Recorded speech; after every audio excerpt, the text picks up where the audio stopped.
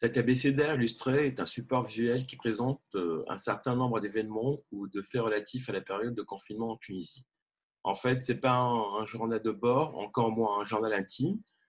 Cet abécédaire reflète néanmoins une lecture personnelle de l'actualité. Il a donc vocation de témoignage. À l'origine, et par sa simplicité, un abécédaire est un support d'apprentissage destiné aux enfants.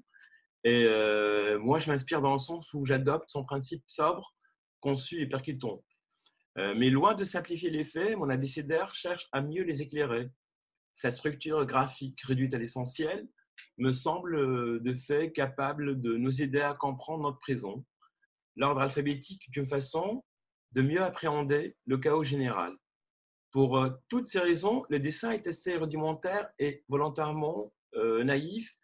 De cette façon, le dessin garde ainsi tout son potentiel de point de départ, une réflexion critique et constructive.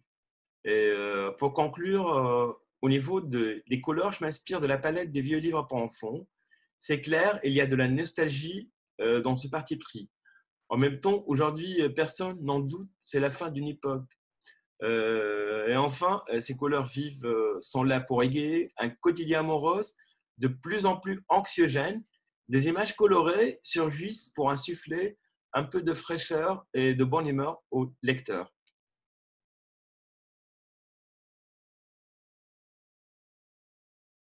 En fait, il se passe des choses aujourd'hui et nous devons de les inscrire dans notre histoire immédiate. Il faut donc dessiner, et dessiner pour ne pas oublier, car nous avons la mémoire courte et nous risquons d'oublier les leçons tirées de cette expérience une fois le danger derrière nous. Ce qu'il faut historiser, ce sont surtout les problèmes sociaux qui surgissent au fil des jours, les difficultés auxquelles doivent faire face les individus vulnérables et les groupes sociaux marginalisés confrontés à l'épidémie. Alors, bien évidemment, la crise sanitaire à laquelle fait face la Tunisie aujourd'hui n'a pas créé ces dysfonctionnements. Nous avons longtemps fermé les yeux face à la déchéance des services publics, y compris dans des secteurs vitaux comme la santé, comme l'éducation, comme le monde du travail, etc. La crise sanitaire ne fait donc que mettre cette déchéance dans la lumière. Et désormais, personne ne peut se complaire dans la politique de l'autruche ni fermer les yeux sur la situation. Nous sommes tous responsables en quelque sorte.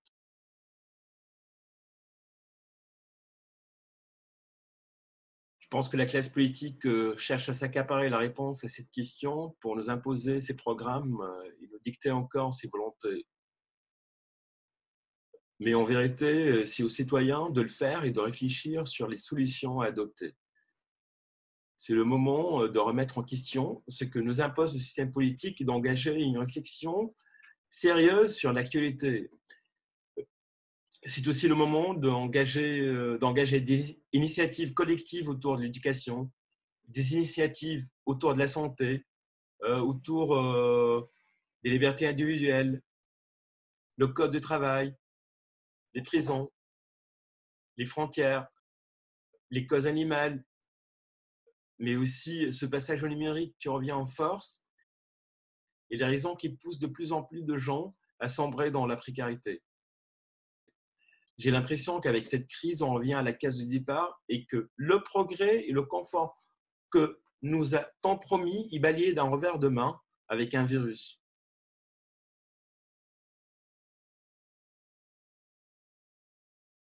Quand je me suis mis à dessiner au début de ma carrière, je voulais faire de la science-fiction, mais j'ai abandonné très vite ce type de récit, étant travaillé par la dureté du vécu.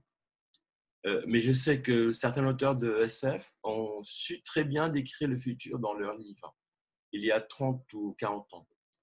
Le futur que Philippe Cadic écrit ou décrit, c'est en fait notre présent, un monde qui s'écroule, un monde qui est peuplé par des gens isolés, un monde dirigé par un État policier, un État parano, un monde qui superpose les interfaces.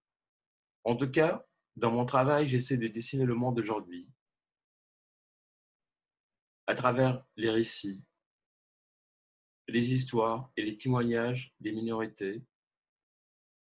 Que risque-t-elle et comment ça va évoluer pour elle? et surtout dans quel futur.